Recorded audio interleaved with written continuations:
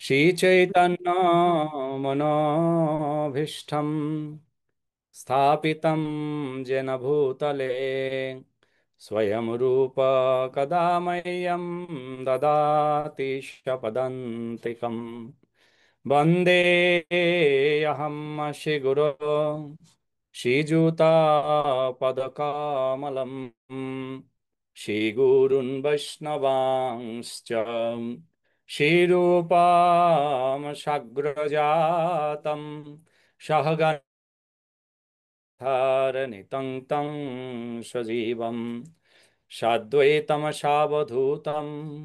परिजनासहितं श्रीकृष्ण चैतन्यदेवं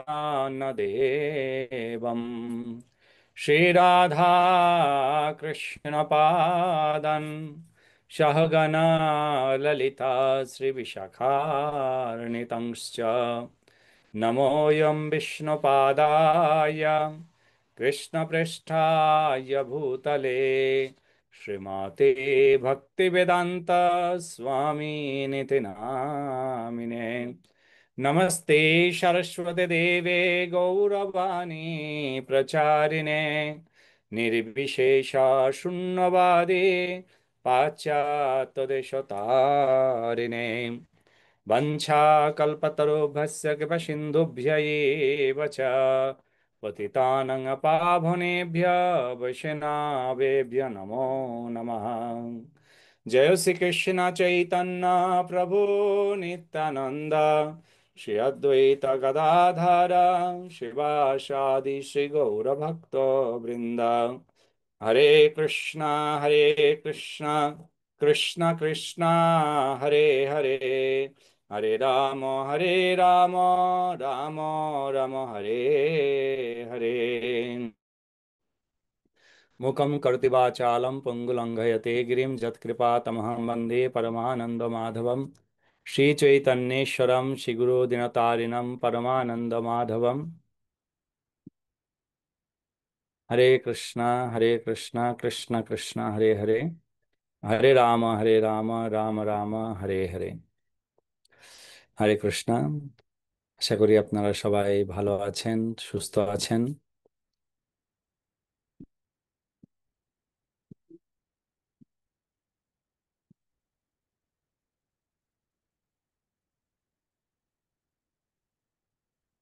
হরে Krishna.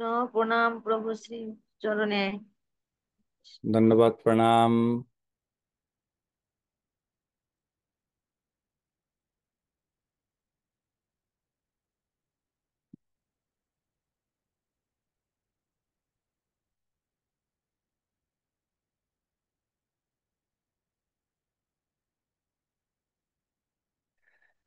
Sorry.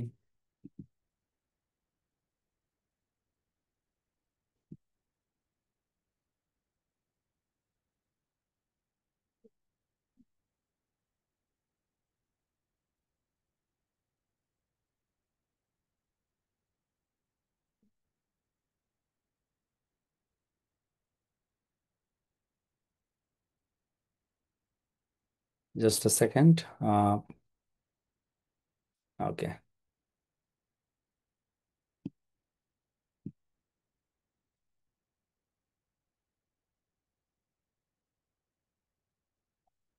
ধন্যবাদ সকলকে। আপনারা আমাদের সাপ্তাহিক ভক্তি রত্নাকর এই ক্লাসে যোগদান করার জন্য। তা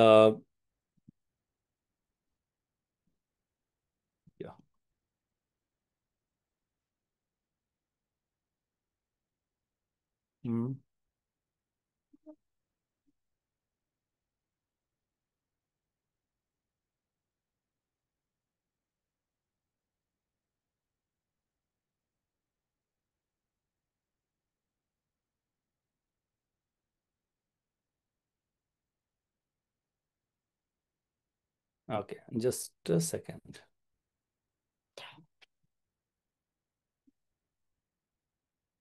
ওয়েট।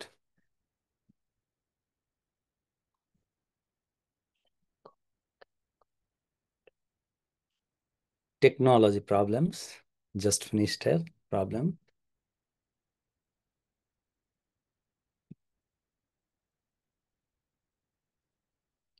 তো আজকে আমরা গত সপ্তাহে ভক্তি রত্নাকরের দ্বাদশ তরঙ্গে উপস্থিত ছিলাম। ও দ্বাদশ। এই দ্বাদশ নয়, সরি, চতুর্দশ।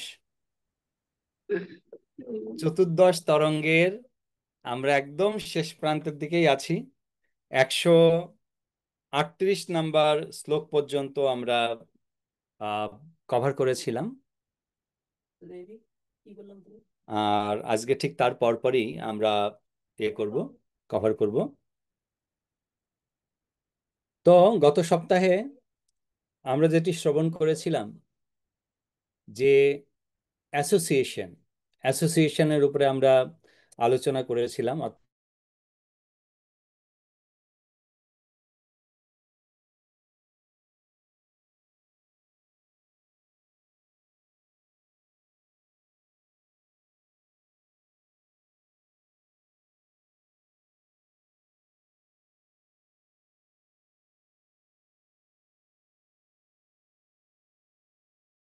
সরি, নেট চলে গেছিল। আমার কথা শোনা যাচ্ছে কি? যাচ্ছে প্রভু, হরে কৃষ্ণ। ওকে।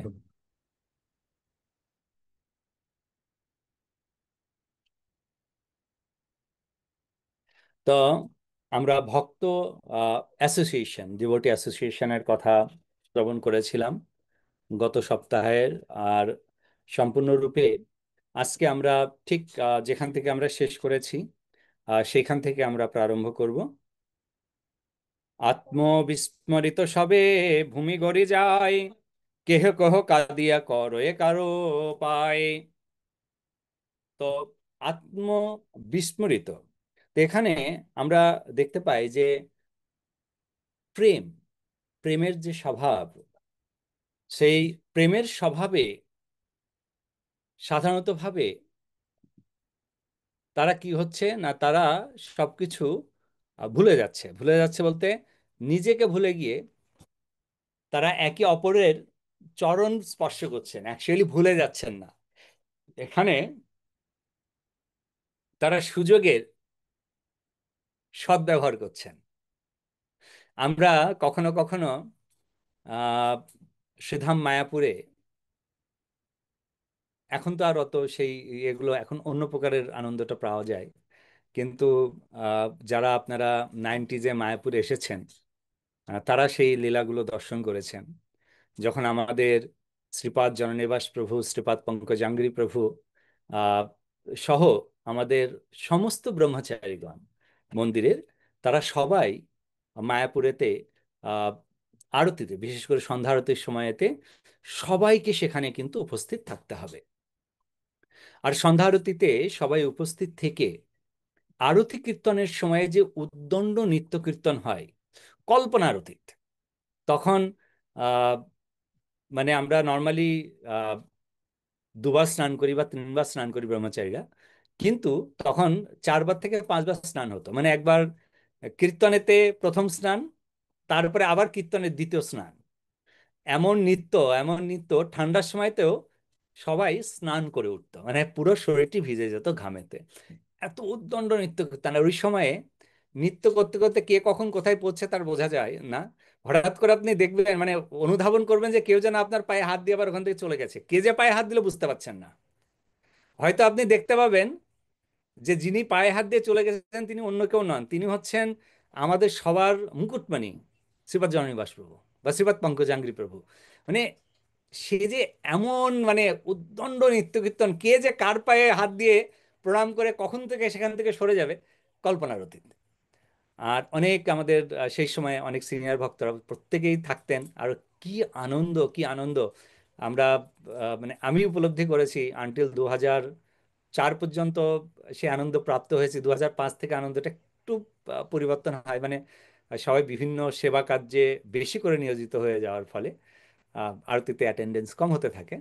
কারণ আর গেস্টও পরিসংখ্যা একটু বৃদ্ধিপ্রাপ্ত হতে থাকে, তো জায়গার পরিসরে তো ভক্তরা ভাবছেন যে এখন আধা মন্দির গেস্টের, আধা মন্দির ভক্তদের, আগে তো পুরো মন্দির ভক্তদের। টোটাল শুধু একটা কর্নারেতে মাতাজি খুব কম ছিলেন। তো একটা কর্নারে মাতাজিরা ছিলেন, তাও কি সেটা পঞ্চতত্ত্বের সাইডে মাঝখানের জায়গাতে। পুরো মন্দিরটা শুধু ব্রহ্মচারী নৃত্য করতেন, আর কিছু গেস্ট আসতো তাদের জন্য একটা সাইড দড়ি দিয়ে বেষ্টনী করে রাখা হতো। তো এখানে এই যে আমাদের কালচার, এই যে আমাদের কৃষ্টি, এটি কিন্তু আমরা মহাজনও যেন গতস্যু পন্থা, মহাজনদের পন্থা আমরা অনুসরণ করে আমাদের জীবনকে আমরা পরিচালিত করে থাকি। তো এখানে আমরা কিন্তু দেখতে পাচ্ছি যে সেই সময়ে নরোত্তম দাস ঠাকুর, শ্রীনিবাস আচার্য, শ্যামানন্দ প্রভু, গোপীরমন চক্রবর্তী, কৃষ্ণ মিশ্র, বিষচন্দ্র প্রভু, এই মহান মহান ভক্ত, কানাই ঠাকুর, এই সমস্ত যে মহান মহান ভক্তগণ, ভক্তগণ বলতে ইনারা সবাই সাধারণতভাবে সকলেই পরমেশ্বর ভগবানের, কেউ সপ্তাবেশ অবতার, কেউ ভগবানের ভক্তের অবতার, কেউ ভগবানের ভক্তের পুত্র, এবং তারা সম্পূর্ণ শক্তি নিয়ে এসেছেন। আর তারা আমাদেরকে শিক্ষা প্রদান করছেন যে আমাদেরকে বৈষ্ণবীয়োচিত ব্যবহারেতে কি কি করা যেতে পারে। মানে এই অনেক সময় হয় না, আপনি যদি ল নিয়ে পড়েন, তো এই লয়ের মধ্যে অনেক লুফল থাকে। মানে কোথা থেকে কোন জিনিসটি আপনি আপনাকে প্রোটেক্ট করতে পারেন। ভগবত ভক্তিতে আপনি সাধারণতভাবে কারোর চরণ স্পর্শ করতে যান, তিনি দেবেন না, বৈষ্ণবরা স্পেসিফিক্যালি দেবেন না। কিন্তু এই কীর্তনের মধ্যে আপনি চরণ স্পর্শ করলে কেউ কিন্তু ক্রোধ করবে না। তো এটা একটা সুযোগ, মানে এটা একটা আহ, ইয়ে দিয়ে দেওয়া হয়েছে, একটা অপশন দিয়ে দেওয়া হয়েছে যে কোন সময় বৈষ্ণবদের কৃপা প্রাপ্ত হওয়া যেতে পারে। ওকে। যেভাবে যেভাব আবেশ তা বর্ণিতে কেবা পারে, দেখি দেব গণধন্য মানে আপনারে। এই যে ভগবত ভক্তদের ভাব,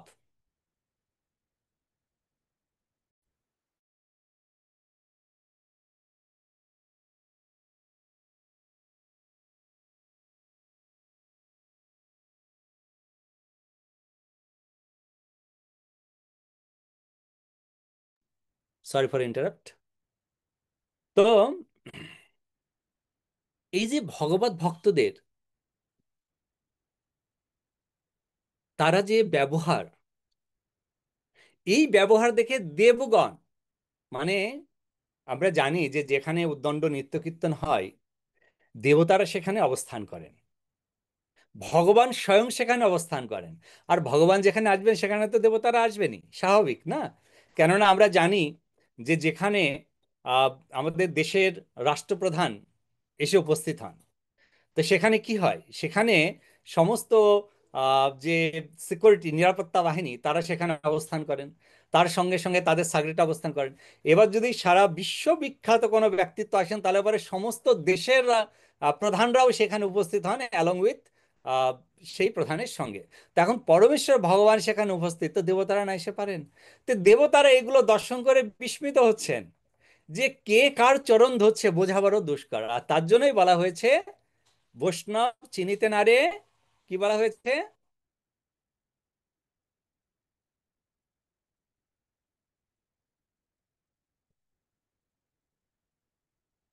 বৈষ্ণব চিনিতে রে কার শক্তি? শুনতে পাচ্ছি না।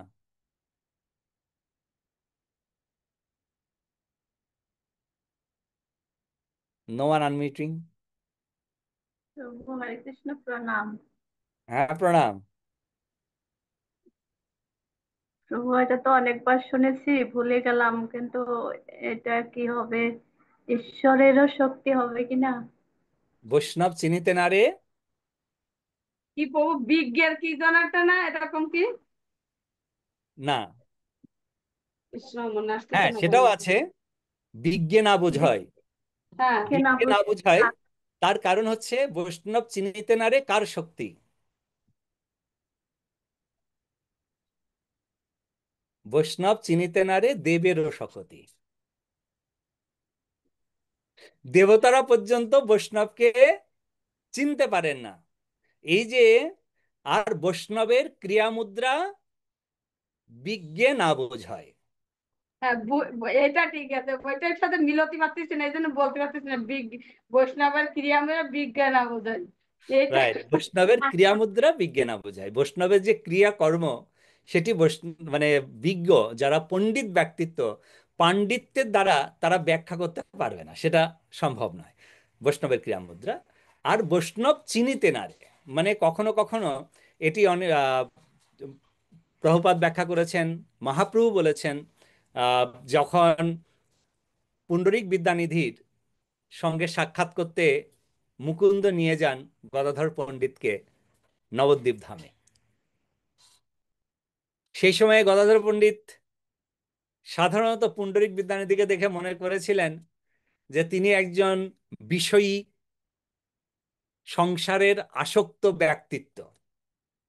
তার কারণ কি, তিনি সেই একদম স্বর্ণ চেয়ারে, একদম সিংহাসন মানে উচ্চ চেয়ার, হুম, সেই সেই সময় অ্যাকচুয়ালি 500 বছর পূর্বে চেয়ারের বাংলা শব্দটি কি, কে জানেন? কেদারা, কেদারা। কেদার, কেদারা। কেদার। কেদারা। কিন্তু কেদারেরও পূর্বে আরেকটি শব্দ আছে। কি আছে? কেদারের পূর্বে আরেকটি শব্দ আছে। আরাম কেদারা। হ্যাঁ, চেয়ারের হ্যাঁ, সম্পূর্ণ মানে হচ্ছে আরাম কেদারা। আরাম কেদারা। তো যার ফলে আগের দিনে পণ্ডিত ব্যক্তিত্বরা তারা কিন্তু এই চেয়ারে বসতেন না। একটা আপনার ঈশ্বরচন্দ্র বিদ্যাসাগরের একটি পিকচার আছে, দেখবেন যে সে সেই আরাম কেদারায় বসে আছে, কিন্তু এই দুই পাশের যে হাতলটা, সে হাতলটা ভাঙা। পেছনের আহ, হেলান দেওয়ার জন্য যে এটা রয়েছে সেটা উপর থেকে ভাঙা। আর তার উপরে কি তার সেই লম্বা টিকি, সেই টিকিটি তিনি দড়ি দিয়ে ঘরের ওয়ালে একটা পেরেক ঠুকে সেই পেরেকের সঙ্গে দড়ি দিয়ে বেঁধে রেখেছেন। হুম। তো কেন? কারণ, কারণ, হ্যাঁ, কারণ বলুন কারণ কি? মানে ঘুম না আসে তাই কি, সেই জন্য? আরাম কেদারে কিন্তু উনি বসলে যখন আরামেতে কি হবে, পড়াশোনা ঘুম আসবে। পড়াশোনা করতেন রাতে। আর তিনি তো সবসময় পণ্ডিত ব্যক্তিত্ব, তো পড়াশোনা করতেন, শাস্ত্র অধ্যয়ন করতেন, পড়তেন। তো এই পড়ার সময় যদি বাই চান্স ওই আরামে থাকতে থাকতে ঘুম চলে আসে, ঘুম আসলে কি হবে? মাথাটা হেলবে তো। আর পেছনে এন্টেনা তো পুরো উপরে ক্যান্টিনা টানবে। পায়ের সঙ্গে আছে, ওই পা হেলতে গেলে অ্যান্টেনা টেনে ধরতে হয়, কোথায় যাচ্ছিস, জেগে উঠতে হয়। তো পিকচারটা আমি শেয়ার করবো, আমার কাছে আছে পিকচারটা। আর শেষ। হাতলটা ভাঙার যুক্তি যাতে ওইটা ওইটা অতটা আরাম না হয়। হ্যাঁ, হাতলটা ভাঙা যায় যে আমি হাতটা দিয়ে রেখেছি এখন, এরকম হাতটা দিয়ে এরকম হেলান দিয়ে যদি আপনি কিছুক্ষণ বসেন তো এমনিতেই আপনার চোখ বন্ধ হয়ে আসবে। যারা হাতটা দিতে গেলে তো হাতটা নিচেই থাকবে, আর এদিক ওদিক গেলে পরে খোঁচা লাগবে। তার জন্য হাতলটা ভেঙে ফেলেছে, আর পেছনে হেলান দড়টাও ভেঙে ফেলেছে এটা ইচ্ছাকৃত, ইচ্ছাকৃত। ইচ্ছাকৃতভাবে, যাতে কেদারা ব্যবহার করা হতে পারে কিন্তু সেটি আরামদায়ক না হয়। তো এখন এই জন্য এখানে বলা হয়েছে যে বৈষ্ণবের ক্রিয়ামুদ্রা বিজ্ঞে না বুঝায়।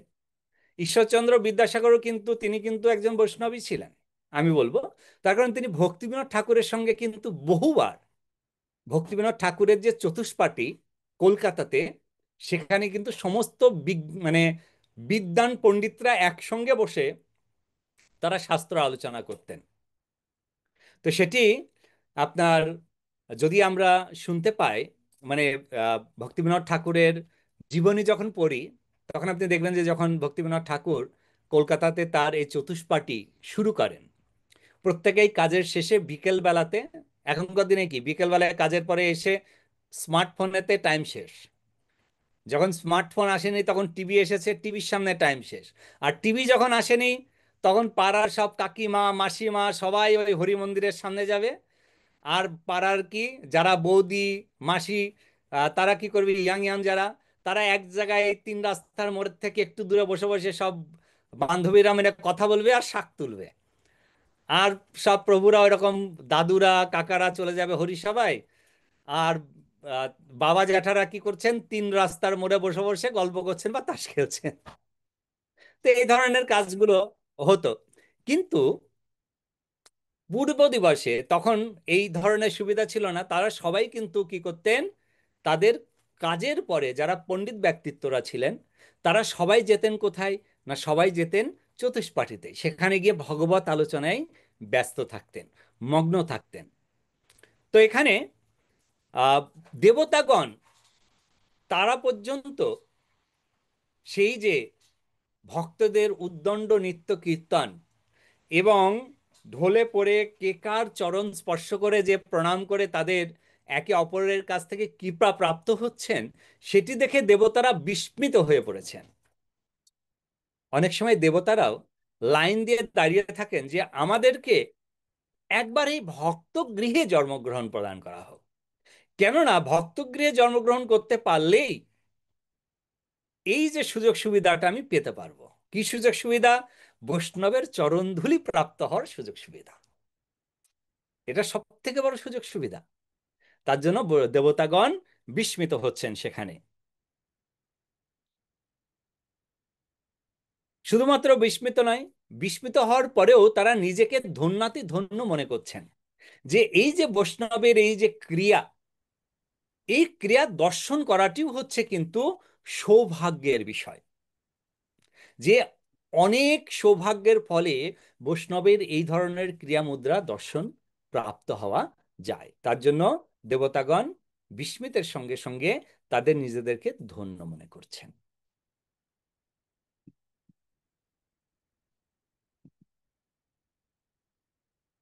সংকীর্তন স্থির হইতে সবে স্থির হইলাম, প্রভুর প্রাঙ্গণে মহা আনন্দে বসিলাম। রাধা কৃষ্ণ চৈতন্য চরিত্র আলাপনে সব জয়ছে মগ্নে দেখ হয়ে ভাগ্যবানে। সংকীর্তন অনেক সময় ধরে, সেই যে কীর্তন মানে প্রাতকালেতে কিন্তু কীর্তন চলছে, সবাই স্নান করে পূর্ব দিবসে ভগবানের প্রতিষ্ঠা হয়েছে এবং ভগবানের নামকরণ হয়েছে, তারা নতুন ভগবান প্রাপ্ত হয়েছেন। এবং ভগবানের নামকরণে কি নাম যেন এসেছিল, কার মনে আছে?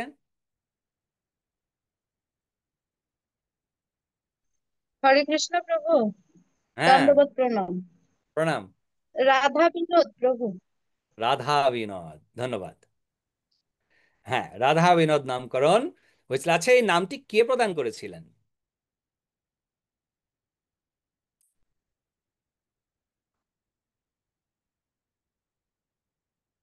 এই নামটি কে প্রদান করেছেন? হরে কৃষ্ণ প্রভু, এটা শ্রীনিবাস আচার্য। ন,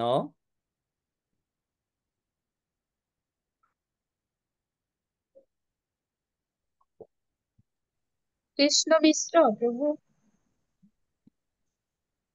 না, বি- বীরচন্দ্র। না। সবগুলো বলতে থাকি দেখেন, বেঁধে। এদের মধ্যে কেউ নন। যতজন ওখানে উপস্থিত আছেন তাদের মধ্যে কেউ নন। প্রভু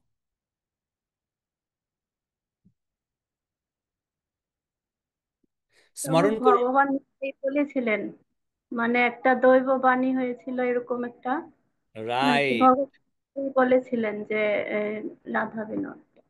যখন অভিষেক করবেন তখন সবাই ভাবছেন কি নাম আসবে, আর শ্রীনিবাস আচার্য ভাবছেন যে কি নাম দিয়ে তাকে অভিষেক করব, কি নাম প্রদান করা যেতে পারে, কিন্তু দ্বিধা মধ্যে ছিলেন যে কি নাম দেওয়া যেতে পারে, কি নাম দেওয়া যেতে পারে। আর সেই সময়ে এই আওয়াজটি কোথা থেকে এলো? গর্ভগৃহ এই থেকে প্রভু। গর্ভগৃহ থেকে। রাইট, গর্ভগৃহ বলতে মূল মন্দিরের ভেতর থেকে সেই আওয়াজটি এলো যে রাধা বিনোদ নামে অভিষেক করো। অর্থাৎ ভগবান নিজেই তার নিজের নামকরণ সেখানে করলেন। তো এই যে বিগ্রহ প্রতিষ্ঠা হওয়ার পরের দিন সকালে স্নান করে তারা মন্দিরেতে এসেছেন এবং মন্দিরে এসে কীর্তন শুরু হয়েছে, নরোত্তম দাস ঠাকুর কীর্তন প্রারম্ভ করেছেন। এবং কীর্তনের পরে এখন ভাগবত পাঠ। ভাগবত পাঠের সময় আপনারা জানেন যে আমরা সকালে আহ, মঙ্গল আরতি করি, মঙ্গল আরতির পরে জপ হয়, জপের পরে তারপরে গিয়ে আহ, দর্শনারতি এবং ভাগবত পাঠ হয়। তখন কীর্তন হলো, কীর্তনের পরে ভাগবত পাঠ। কেন কীর্তনটা অনেক লম্বা টাইম হয়েছে, অনেক লম্বা টাইম। এখন ভাগবত পাঠে আলোচনা হচ্ছে ভগবান কৃষ্ণ এবং ভগবান শ্রী চৈতন্য মহাপ্রভুর লীলা এবং নিত্যানন্দ প্রভুর লীলা আদি সেখানে পাঠ হচ্ছে। সবে স্থির হইয়া শ্রীঅঙ্গনে প্রশংসয়, প্রেমের সাগরে অঙ্গন শুনে নিশ্চয়। চক্রবর্তী গোবিন্দের দেখি ভাবাবেশ, সবার অন্তরে হইল উল্লাস হইয়া বেশ। শ্রী ভাবুক চক্রবর্তী হইল তার খ্যাতি, কেবা না প্রশংসায় দেখি প্রেম ভক্তি রীতি। তো গোবিন্দ চক্রবর্তী, যার গৃহেতে এই বিগ্রহ স্থাপনার অনুষ্ঠান চলছে, গোবিন্দ চক্রবর্তীর গৃহে। আর এই গোবিন্দ চক্রবর্তী, যার গৃহে বিগ্রহ প্রতিষ্ঠার জন্য স্বয়ং শ্রীনিবাস আচার্য প্রভু, নরোত্তম দাস ঠাকুর, বীরচন্দ্র প্রভু,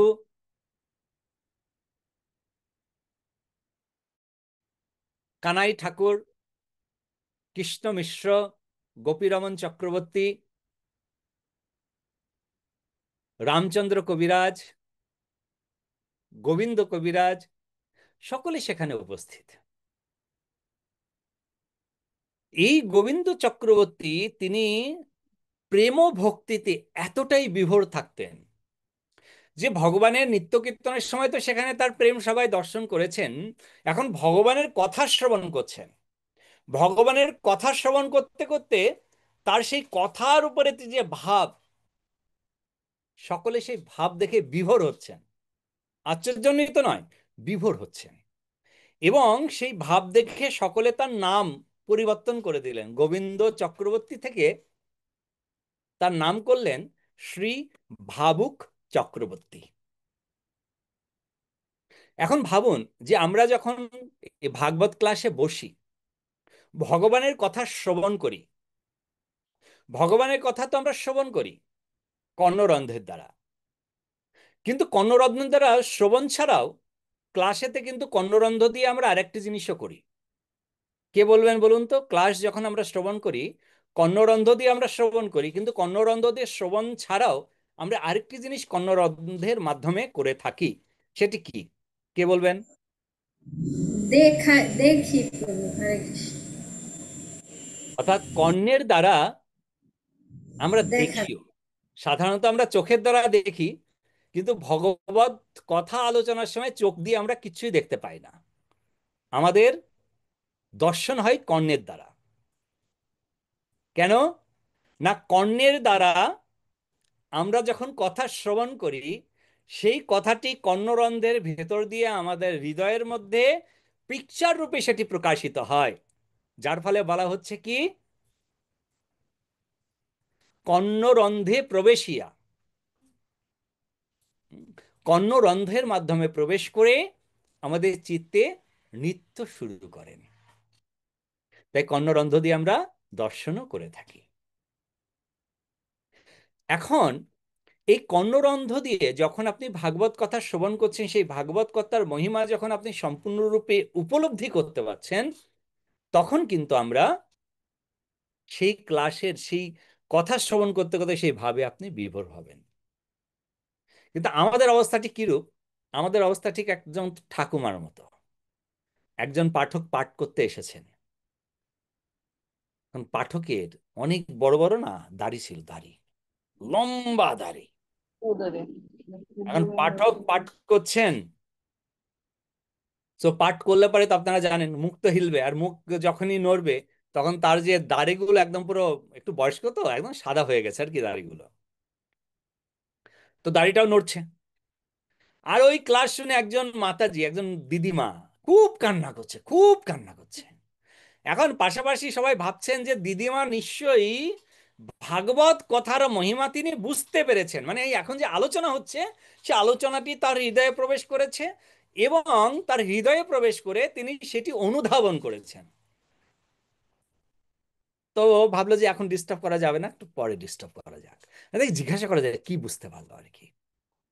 তো যখন কথাটা বিরাম হয়, তো সেই সময় তার পাশাপাশি যারা বসেছিলেন ভক্তরা বলছেন যে দিদিমা, আপনি তো মহান ভক্ত, আপনি এইরকম মানে এত ভক্তি আপনার, আমরা তো আগের থেকে কখনো জানতাম না। আপনি ভগবত কথায় এতটা হৃদয়ঙ্গম করতে পারেন যে কথা শুনতে শুনতে আপনি অঝরে কান্না করছেন। আর তো আপনি বলবেন যে আপনি অ্যাকচুয়ালি কি বুঝতে পেরেছেন। দিদিমা বলছে, আরে দুধ ছাই, কি বলছো কি তোমরা? আরে তখন কি কান্না করছিলাম তুই জানো? বাবা, আমার একটা না রাম ছাগল ছিল। আর রাম ছাগলটা এরকম বড় বড় দাঁড়িয়ে ছিল। এই কিছুদিন আগে আমার ছাগলটা মারা গেছে গো। ওই যে তার মুখের কথা শুনে এই দাড়িগুলো নড়ছিল, হঠাৎ করে আমার রাম ছাগলের কথা মনে হয়ে গেল। আর সেই রাম ছাগলের কথা মনে করে আমি ক্রন্দন করছি। তো এখন এই ভাগবত পাঠ আমাদেরকে মানে যেরূপ ব্যক্তিত্ব, সে যেখানে বসে আছেন কিন্তু তার মানসিকতা কোথায় সে সেইভাবেই কিন্তু বুঝতে পারে।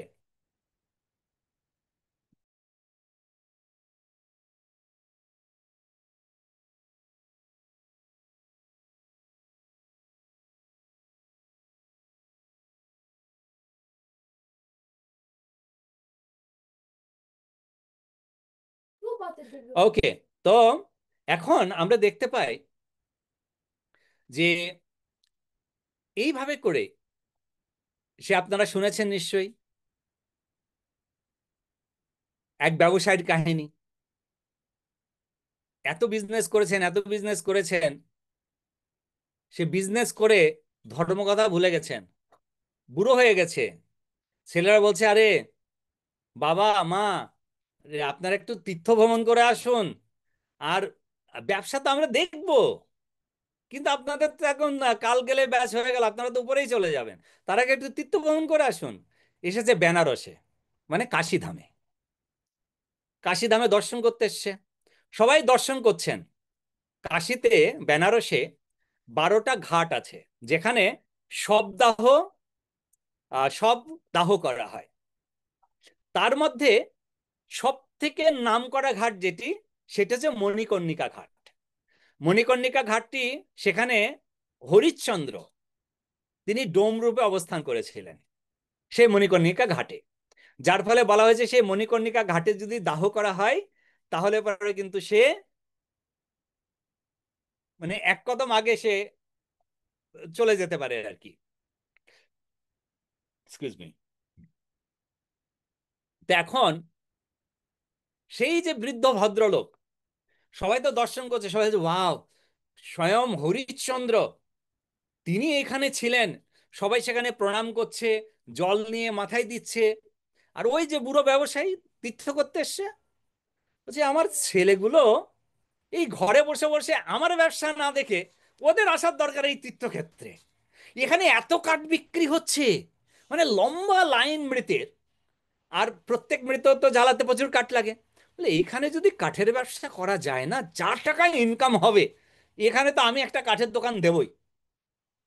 মানে সবাই গিয়েছে ধাম দর্শন করতে, তিনিও ধাম দর্শন করতে গিয়েছেন, কিন্তু ছেলেদের মানে খুব জোর জবরদস্তি করার জন্য গিয়ে এসছেন।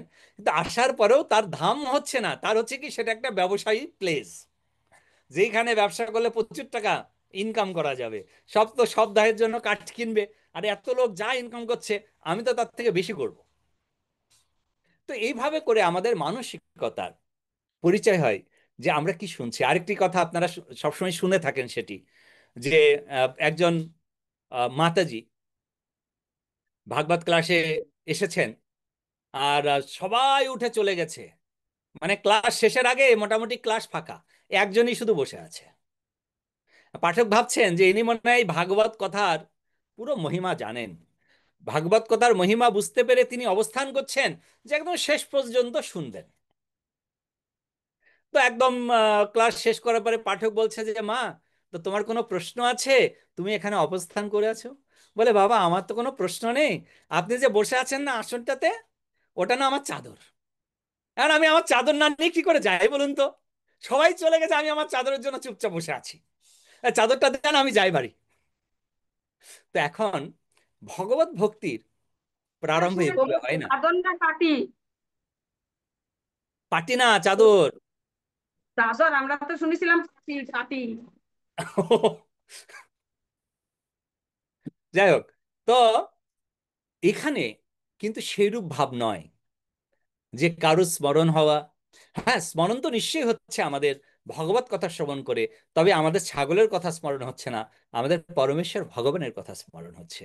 আমরা ভক্তের কথা স্মরণ করছি। এই যে ভক্তরা যে নিত্য কীর্তন করছেন আমাদের চোখের সামনেতে, কিন্তু কর্ণরন্ধ্রে শ্রবণ করে কর্ণের দ্বারা পিকচারটা দিয়ে যেন আমরা আমাদের মনের আয়নাতে দর্শন করতে পারছি যে তারা কিভাবে প্রণাম করছেন একে অপরকে, সেটা আমরা দর্শন করতে পারি। আর এর জন্য প্রয়োজন শুদ্ধ চিত্ত। কেননা শুদ্ধ চিত্ত যদি আমাদের না হয়, তাহলে কিন্তু সেখানে সেই যে চিত্র সেটি অঙ্কিত হবে না। আমরা যখন আয়নার মানে সম্মুখে উপস্থিত হই, আর সেই আয়নাটি যদি ধুলায় সম্পূর্ণরূপে আবরণে আচ্ছাদিত হয়ে থাকে, যদিও আয়নার ধর্ম প্রতিচ্ছবি প্রদান করা, তথাপিও কিন্তু আয়না প্রতিচ্ছবি প্রদান করবে না। কেন? কেননা তার উপরে প্রচুর ধুলা জমে আছে। তার জন্য সেই ধুলাকে আগে সরাতে হবে। আর সেই ধুলাকে আমরা কি করে সরাতে পারি? আমাদের মনের আয়নাকে পরিষ্কার করার জন্য কি করতে হবে? চেতোদ্দর্পণমার্জনম ভৌমহরবাগ্নি নির্বাপনম। হরে কৃষ্ণ মহামন্ত্র। হরে কৃষ্ণ মহামন্ত্র জপের মাধ্যমে চেতরূপ দর্পণকে মার্জন করতে হবে। ধন্যবাদ শ্লোকের সঙ্গে বলার জন্য। চেত দর্পণ মার্জনম ভব মহাদাবাগ্নি নির্বাপনম শ্রেয় কৈরব চন্দ্রিকা বিতরণং বিদ্যাবধু জীবনম আনন্দম বুদ্ধিবর্ধনম প্রতিপদম পূর্ণমৃত স্বাদনম সর্বাত্মা সনপনম পরম বিজয়তে শ্রীকৃষ্ণ সংকীর্তনম। শুধুমাত্র চিত্ররূপ দর্পণই মার্জন হবে না, এই জপের মাধ্যমে আনন্দম বুদ্ধিবর্ধনম, আপনার আনন্দ বর্ধন করবে, আনন্দকে নিচে নিয়ে যাবে না। হুম, আপনি দেখবেন যে আমরা যখন কিছু একটা ভোজন করি না, খুব স্বাদ লাগে। প্রথম প্রথম খুব স্বাদ লাগে, খুব আনন্দ হয়। এই খেতে খেতে যখন গলা পর্যন্ত এসে ঠেকে যায় না, তারপরে আর আনন্দ হয় না। তারপরে বড় কষ্ট, এই হজম করতে হবে কি করে। এই তোমার ঘরে আজওয়ান আছে কিনা, এই হরুদকি আছে কিনা, বয়রা আছে কিনা, বা হজমি আছে কিনা, সেটাকে আগে হজম করাতে হবে। মানে আনন্দটা দুঃখে পর্যবেক্ষিত হয়ে যায়। কিন্তু আমাদের যখন এই ভগবত কথা, ভগবত প্রসাদ আমরা গ্রহণ করব, তখন সেটি হবে না, সেটি আনন্দ বর্ধনই করে থাকবে। আনন্দম বুদ্ধি বর্ধনম। শ্রবণ। হরে কৃষ্ণ প্রভু, প্রণাম। প্রভু, একটু আগে যে একটা ঔষধি ফলের নাম বললেন, ওটার নাম হরিতকি কেন প্রভু? ওটার সাথে কি কোনো স্পিরিচুয়াল কিছু কানেক্টেড আছে? কানেক্টেড আছে মানে, পুরো মানে যেখানে হরি অবস্থান করেন, যে বৃক্ষে হরি সর্বদা থাকেন, তার নাম হচ্ছে হরি তকি। হরি মানে ভগবান শ্রী হরি যেখানে অবস্থান করেন, যে বৃক্ষ তার খুব প্রিয়, সেই তক বৃক্ষ, যার ফলে তার সেই তক বৃক্ষের নাম হয়েছে হরি তকি। শুধুমাত্র সেটি নয়, তার এক সময় এই হরিতকি বৃক্ষের নিচে রাধারানী সহ অন্যান্য সমস্ত সখীগণ অবস্থান করছিলেন হরির অপেক্ষায়। তারা কোথাও খুঁজে খুঁজে পাচ্ছেন না হরিকে। নারদ মুনি এসেছেন। নারদ মুনি এসে বলছেন যে দেখো, আমি তোমাদের সাহায্য করতে পারি, আমি তোমাদের হরিকে ধরে নিয়ে আসতে পারি, তবে এই যে এই বৃক্ষের যে ফল আছে, সেই বৃক্ষের ফলের অর্ধেকের প্রথম অর্ধেক আমাকে দিতে হবে। যদি তোমরা প্রতিজ্ঞা করো আমাকে দেবে, তাহলে আমি নিয়ে এসে দেবো তোমাদের হরিকে। এখন গোপীরা বলছেন যে এ আবার বড় কি, একটা ফলকে কেটে তার আধা যদি নারদকে দিয়ে দেওয়া হয় তাহলে অসুবিধা কোথায়? বলে হ্যাঁ হ্যাঁ হ্যাঁ, কোনো অসুবিধা নেই, আমরা প্রতিজ্ঞা করছি। নারদ মুনি ভগবান শ্রীহরিকে নিয়ে এসেছেন। রাধারানী সহ সমস্ত গোপীরা তো খুব আনন্দ, কৃষ্ণ ভগবান এসে গেছেন। আমি বলে আরে আরে আরে, তোমরা ইষ্টগোষ্ঠী আনন্দ পরে করো, আগে আমার হরি মানে আধাটা দাও। তো একটা ফল নিয়ে এসছে, ফলটাকে কাটে, আরে আরে দাঁড়াও দাঁড়াও দাঁড়াও, করছোটা কি তোমরা? বলে কেন মহর্ষি, আপনি বলেছিলেন না এই ফলের প্রথম অর্ধেক আপনি দেবেন? বলে হ্যাঁ, আমি বলেছি প্রথম অর্ধেক দেবে, তার মানে ফল নয়। তুমি এক কাজ করো, তুমি এই পত্রেতে লিখো এই ফলের নাম হরিতকি, সেটাকে আধা করো। আধা করলে পরে যে শব্দটি প্রথম আছে সেটি তুমি আমাদেরকে দেবে বলে প্রতিজ্ঞা করেছো। তো এখন হরিতকি লেখার পরে যদি প্রথম অর্ধাংশ কি হয়? হরি। প্রথম অধ্যায়ে ধরি আসে। তো তারা এই লেখার পরেই বুঝতে পেরেছে এই নারদের ব্যাপারটা, মানে নারদ কিভাবে ছলনা করেন, যে আমাদেরকে দুঃখ নিরসন করছে না, দুঃখটা বাড়ানোর জন্য নারদ মুনি এসেছে। মানে হরির বিরহে তো দুঃখ ছিল, কোন একটা জিনিস আমাদের ধরার ছোঁয়ার বাইরে একটু দুঃখ আমরা পাই, কিন্তু হঠাৎ করে সেই দ্রব্যটি আপনার হাতে চলে এসেছে, আপনি পেয়ে গেছেন, কিন্তু পেয়েও আপনার সামনে দিয়ে কেউ একজন নিয়ে চলে যাচ্ছে, সেই দুঃখটা কতটা প্রখর হবে। হ্যাঁ, তো এই নারদ মুনি হচ্ছে সেই কার্যক্রম করেন। তাই ভগবান বিষ্ণু বলছেন, কৃষ্ণ বলছেন রাধারানীকে এবং গোপীদেরকে, যে তোমাদের মনে আছে আমি বলেছিলাম তোমরা আর কাউকে বিশ্বাস করো আর না করো, এই মহর্ষিকে কখনো বিশ্বাস করবে না, এ এক নম্বরের চতুর ছলনাময়ী। ভগবান অনেকগুলো কথা বলছেন আর কি। তো নারদ মুনি বলছে যে অবশ্যই, কারণ আমি যিনি, আমি যার দাস, তিনি তো হচ্ছেন এইগুলো সম্রাট শিরোমণি, আর সেই শিরোমণির দাস আমি, তার তো কিছু গুণ আমার মধ্যে আসবেই। হুম, তো এইভাবে করে লীলা রয়েছে হরিতকি বৃক্ষেতে। এই জন্য বলা হয় হরিতকি বৃক্ষকেও কার্তিক মাসেতে বলা হয় না, তুলসী, হরিতকি এবং আমলকি, এই তিনটি বৃক্ষের নিচে তুলসী বৃক্ষে জল, এবং এই তিনটি বৃক্ষেতে যদি কেউ প্রদীপ প্রজ্বলন করে নিচে, ডাইরেক্ট ভগবানের কাছে সেটি পৌঁছয়। তো আর কান্তা একটা মাতা। বৃক্ষের নামও তো বলা হয় অশ্বত্থ। হ্যাঁ, অশ্বত্থ বৃক্ষ বলা হয়, ট্রু। শ্যামাকান্তা মাতা কি বলছিলেন? ও আর কৃষ্ণ। তো আমরা ঢাকায় ছিলাম, যে কোয়ার্টারে কোয়ার্টারে 3-4টে হলটকি গাছ ছিল। তো ওরা ওরকম কুড়ো কুড়ো এরকম ফেলে দিত রাস্তার সাইডে, রাস্তায় পড়তো, এই করে সাইডে দলা করতো, ফেলে দিত। আমরা কয়েকটা দেখা গেলো কুড়ে কুড়ে নিয়ে আসতাম, বা এরকম কম বেশি। তা আমরা তো বলতেছি, তো কখনো ওরা ওই গাছটা কাটেনি কখনো। কোয়ার্টারের ভিতর অনেক রকম অনেক অন্যান্য গাছও আছে, ওই তো কি গাছ, আবার ওই যে কি বলে জাম্বুরা গাছ, তারপরে আর একটা কি বলে যে কি জানো ওই যে, হ্যাঁ, আরে ওই যে চালতা গাছ, এরকম অনেক গাছ আছে যেগুলো মানে আহ, মানে ওরা খুব একটা ই করে না। তো এরকম হইতে কিন্তু এটা কোনো কাজের না, তবু ওরা কাটে না দেখেছি। তো এটা তো তাহলে তো যারা থাকে বা দর্শন করতেছে চলতেছে বেঁচে, তো কিছু তো মনে হয় লাভ হয়। নিঃসন্দেহে। সাইড। আমরা বলে না অনেক সময় আমরা অজ্ঞাত স্বীকৃতি করে থাকি, সেই অজ্ঞাত স্বীকৃতি হচ্ছে এই ধরনের কার্যক্রমগুলো।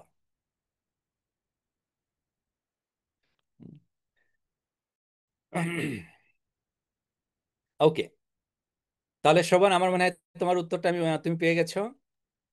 হ্যাঁ প্রভু, পেয়েছি তো। আমার এটা নিয়ে অনেক কোশ্চেন ছিল। ওকে, আর অনেকের মধ্যে আর কিছু কোশ্চেন্স করতে চাও তুমি এখন? না না না না, আমার মানে এটা নিয়ে স্পেসিফিক্যালি কোশ্চেন ওকে। ছিল, এটা আমি করে ফেলেছি। মানে অনেক দিন ধরে আমার এটা নিয়ে কোশ্চেন ছিল, কনফিউশন ছিল। ওকে। ওকে, যা। হ্যাঁ, তো এই জন্য হরিতকি বৃক্ষ যদি গৃহেতে লাগানো হয় খুব ভালো। আর তার ঔষধি গুণ, মানে বলা হয় যে হরিতকি বৃক্ষ থেকে যে হাওয়াটি প্রবাহিত হয় সেটিও অ্যাকচুয়ালি পরিশুদ্ধ হাওয়া আমরা প্রাপ্ত হই। আর এক্সকিউজ তবু মি। অর্জুন বৃক্ষ অর্জুন বৃক্ষর গুণ হচ্ছে তার ছালে, আমাদের তার বাড়িতে, শ্বশুর বাড়ি বিশাল বড় বড় দুটো, মানে অর্জুন বৃক্ষর মানে দুটো পার্ট হয়ে গেছে একটা গাছের। তো অর্ধেকটা কেটে ফেলেছে অর্জুন বৃক্ষের, মানে বড় গাছ, বিশাল বড় গাছ হয়ে গেছে। মানে সেইখানে এটা হার্টের জন্য নাকি ভালো ওষুধ, খুব ভালো, এরকম মানে বলে। ঔষধি গুণে ভরপুর হচ্ছে অর্জুন বৃক্ষের ছাল। ঔষধি গুণে ভরপুর, আমরা ছোটবেলায় তো প্রচুর খেতাম, বাড়িতে তো থাকতোই। ওই গিয়ে অল্প একটু কেটে নিয়ে একটু লবণ দিয়ে খেয়ে নিন, পেটের ব্যথা তাহলে সহজে একদম নিমিষে গায়েব।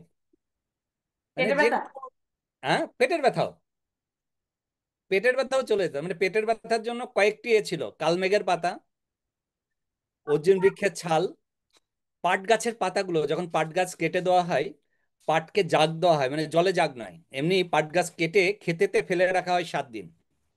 তারপরে যখন মানে পাটের এগুলোকে তুলে নেওয়া হয়, পাট গাছগুলো তুলে নেওয়া হয়, তখন পাতাগুলো নিচে পড়ে থাকে। সেই পাতাগুলো যদি আপনি শুকিয়ে রাখেন, রাখার পরে আপনি 7-8টা করে পাতা আগের দিন রাত্রে ভিজিয়ে দিন, পরের দিন সকালে আপনি সেই জলটা পান করুন।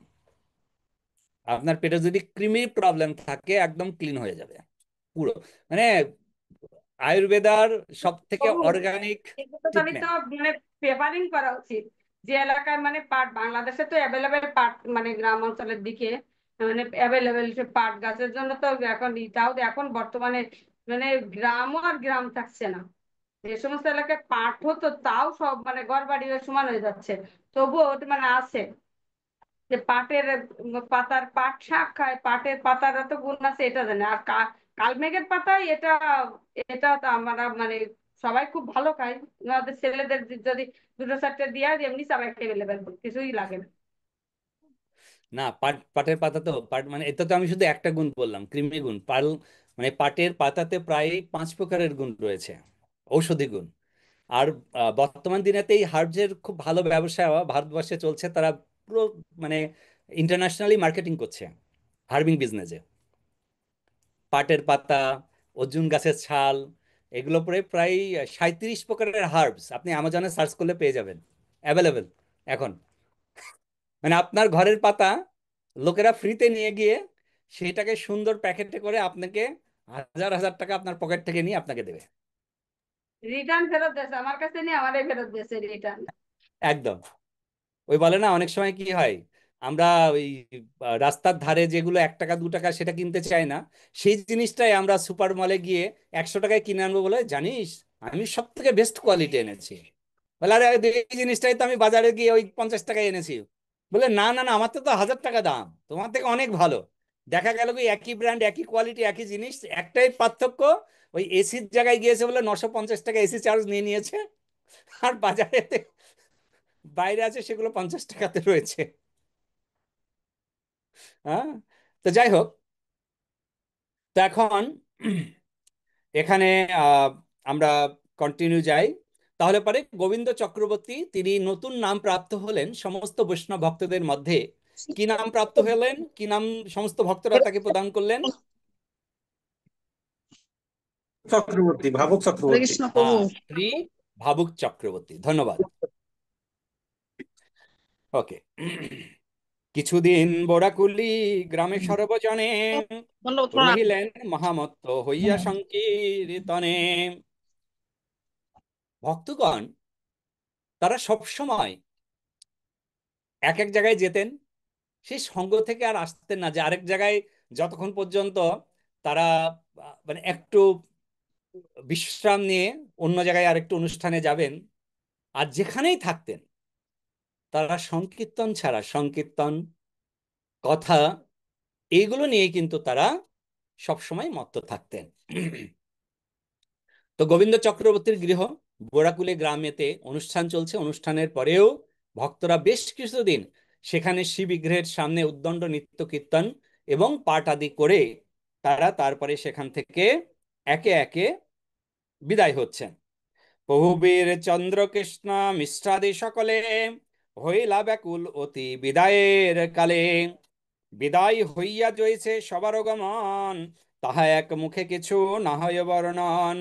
আচার্য ঠাকুর মহাশয় গণশনে পাশে পাশে চলে অশ্রু ঝরে নয়নে। তো সমস্ত জায়গাতে, যে জায়গাতেই অনুষ্ঠান হতো, আপনারা জানতেন এর পূর্বে আমরা একদম বিগিনিং এর দিকে আলোচনা করেছি যে পূর্বে সমস্ত অনুষ্ঠানগুলো পরিচালনার দায়িত্বে ছিলেন একজন।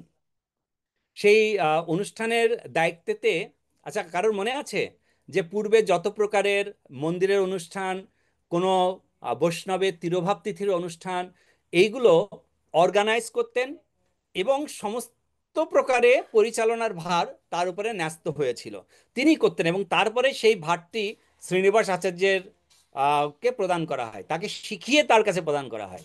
তো শ্রীনিবাস আচার্যের পূর্বে এই ভারটি কে বহন করতেন, কে করতেন অনুষ্ঠান আদি, কার মনে আছে?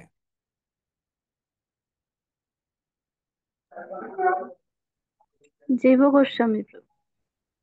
না না না, জীব গোস্বামী তো বৃন্দাবনে আছেন, তো বৃন্দাবন থেকে আসেননি। রাজা বীরহাম্বের নামে প্রভু। তিনি তো ডিসাইপল শ্রীনিবাস আচার্যের। হ্যাঁ। মানে একটু আরেকটু ব্যাকে যেতে হবে। ও আরেকটু ব্যাকে যেতে হবে। কিভাবে? জাহ্নবী মাতা। সরি, জাহ্নবী মাতা। জাহ্নবী মাতার পরে।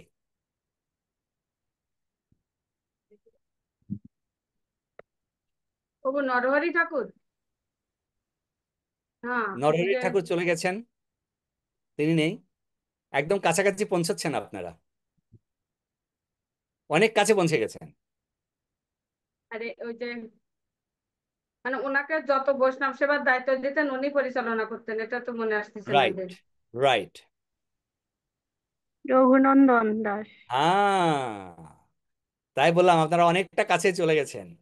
রঘুনন্দন, রঘুনন্দন ঠাকুর, তিনি করতেন সমস্ত অনুষ্ঠানের পরিচালনা। প্রারম্ভ কোথায়?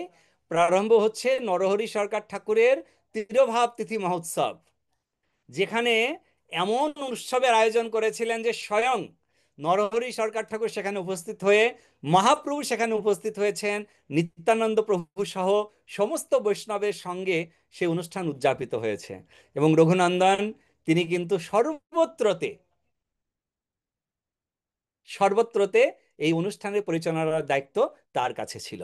কিন্তু পরবর্তীতে রঘুনন্দন ঠাকুর যখন অনেক বয়োবৃদ্ধর কারণে, এবং তিনি আহ, আর এক স্থান থেকে অন্য স্থানে যেতে তার খুবই অসুবিধা হতো, সেই সময় তিনি তার পূর্বে শ্রীনিবাস আচার্যকে একদম কাছে রেখে তাকে মনিটরিং করানো শেখাতেন যে কি করে এই অনুষ্ঠান পরিচালিত করতে হবে।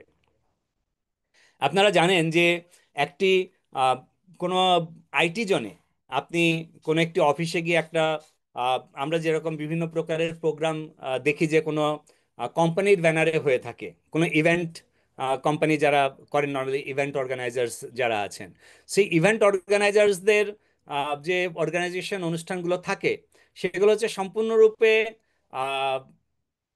আর্টিফিশিয়াল, মানে আর্টিফিশিয়ালি আপনাকে হাসি দেওয়ানো ইত্যাদি ইত্যাদি ইত্যাদি ইত্যাদি ইত্যাদি ইত্যাদি। হৃদয় মানে হৃদয়ঙ্গম বা হৃদয়তা তার মধ্যে কিছুই নেই। কিন্তু যখন আপনি দেখবেন যে এই অনুষ্ঠানটি পরিচালিত হচ্ছে কোনো ভগবত ভক্তের দ্বারা,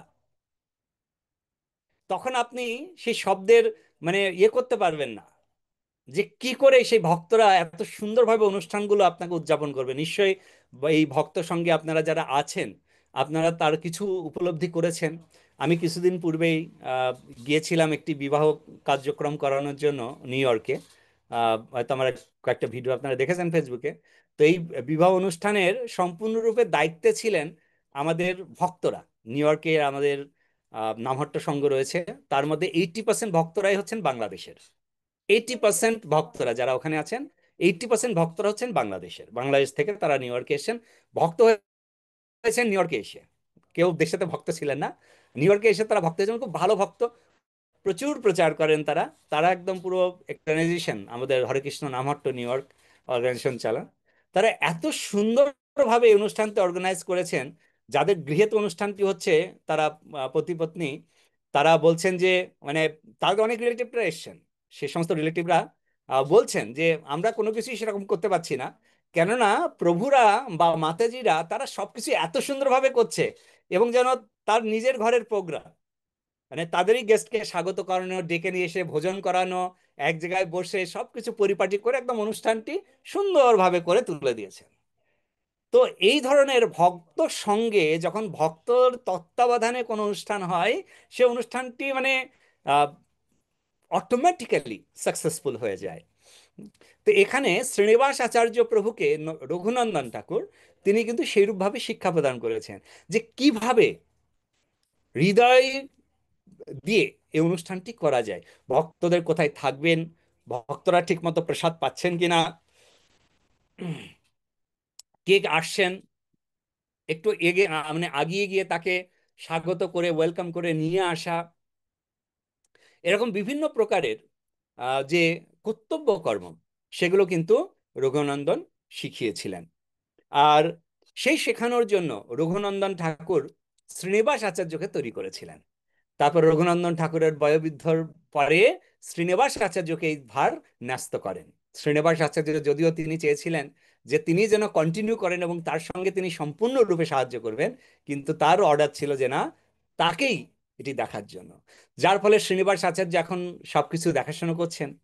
তো তো তিনি সকলের যখন বিদায় অনুষ্ঠান, হৃদয় বিদারক, যে এতদিন একসঙ্গে এত উদ্দণ্ড নৃত্য কীর্তন, তারপরে একে একে প্রণাম করে তাদেরও যেরকম সেই স্থান থেকে পরিত্যাগ করতে বড় দুঃখ। আর ঠিক তদ্রূপ আমরা জানি যে আমরা যে যেখানে থাকি না কেন, এই ভগবত ভক্তিতে যখন আমরা প্রবেশ করি, অনেকে বলে না, আরে তুমি ভগবত ভক্তিতে চলে এসেছো, তোমার তো সংসার গেল। সংসার গেল মানে তোমার যত রিলেটিভ, আত্মীয় স্বজন কেউ তো আসবে না, তুমি কি সবকিছু ছেড়ে দিয়ে, আমিষ ছেড়ে দিয়ে নিরামিষ খাচ্ছ? আর লোকেরা বলবে, "আর তোমার বাড়ি গিয়ে মাছ খেতে পাবো না, যাবো না।" তা তোমার আত্মীয় স্বজন কমে যাবে, তুমি একা হয়ে যাবে। একদম ঠিক, জড়জগতে আপনি একা হবেন, কিন্তু জড়জগতের মধ্যে যে স্পিরিচুয়াল জগৎ আছে তার মধ্যে আপনি একা নন। আপনি 10 জন আত্মীয়র পরিবর্তন করে আপনি 10 লক্ষ আত্মীয় আপনি সৃষ্টি করলেন। কেননা এই ভগবত ভক্তিতে আপনি যে কোনো জায়গায় যাবেন, যেখানে ভগবত ভক্তের গৃহে যাবেন, আপনি কখনোই ফিল করবেন না যে আপনি কারো বাড়িতে বেড়াতে এসেছেন। আপনার মনে হবে যে আপনি আপনার নিজের গৃহেতেই আছেন। কেননা সবাই হচ্ছে ভগবত ভক্তময়, সবাই, ইউনো। তো এই ভগবত ভক্তিময় ভাবে যখন আমরা থাকি, তখনই কিন্তু আমাদের এই একে অপরের মধ্যে যে সম্বন্ধ, সেই সম্বন্ধটি কি কৃষ্ণ ভক্তির সম্বন্ধ, তখন আমাদের পরিবার কিন্তু বৃহৎ পরিবার হয়ে থাকে। আর সেই বৃহৎ পরিবারেরই সদস্য আপনারা সবাই। তার জন্য ভাববেন যে আপনাদের পরিবার একজন দুজন নন। আর আপনি ভাবুন না, আমার পরিবার শুধুমাত্র দেশের মধ্যে আছে, বাংলাদেশে। কিন্তু যখন আপনি ভগবত ভক্তিতে প্রবেশ করবেন, তখন আপনার পরিবার শুধু দেশের মধ্যে নয়, আপনার পরিবার সারা পৃথিবীতে, সারা বাবা, এটা পৃথিবীতে। আমরা এখন এটা উপলব্ধি করতে পারছি প্রতিটা মুহূর্তে, প্রতিটা ক্ষণে ক্ষণে। এখন নিজেদের আত্মীয় স্বজন কোথায় কি আছে এটা আমরা খোঁজও নিতে ওরকম না। কিন্তু যেখানে যাই সেখানে ভক্তরা আমাদেরকে চেনে, আমরা ভক্তদের চিনি। ভক্তরা এত খুশি আমাদের পেয়ে, আমরা ভক্তদের পেয়ে কত খুশি। মানে একটা আলাদা অনুভূতি, এটা এটা বলার ভাষা বলা যায় না। যেখানে যাই সেখানে, মানে সেখানেই। আর এই যোগসূত্রটি আমাদের জন্য কে স্থাপন করেছেন? জগৎগুরু শিল প্রভুপাদ। শিলা প্রভুপাদ কি যায়। জয়। তার জন্য শিলা জয়প্রকাশ স্বামী গুরু মহারাজ লিখেছেন না, যদি প্রভুপাদ না হইতো তবে কি হতো। তবে কি হইল। সত্যি প্রভু, এটা আমরা এখন প্রতিটা মুহূর্ত অনুভব করি। আমাদের প্রভু বলে যে আমরা যে গতকালকে গেছিলাম রামসরা ধামে, সারাদিন ছিলাম। সকালে গেছিলাম, দুপুরে দুপুরে প্রসাদ পাইছি। ওখানে প্রভাদের আসন করে দিচ্ছে আমাদের প্রভু। মানে প্রভাদের আসনটা একটু নিচু। প্রথমবার যে বলছে প্রভাতের আসনটা তো নিচু, কারণ প্রভাতকে দেখা যায় না ঠিক মতো। খুলনা মন্দিরে আরামসে প্রভাতকে দেখা যায়।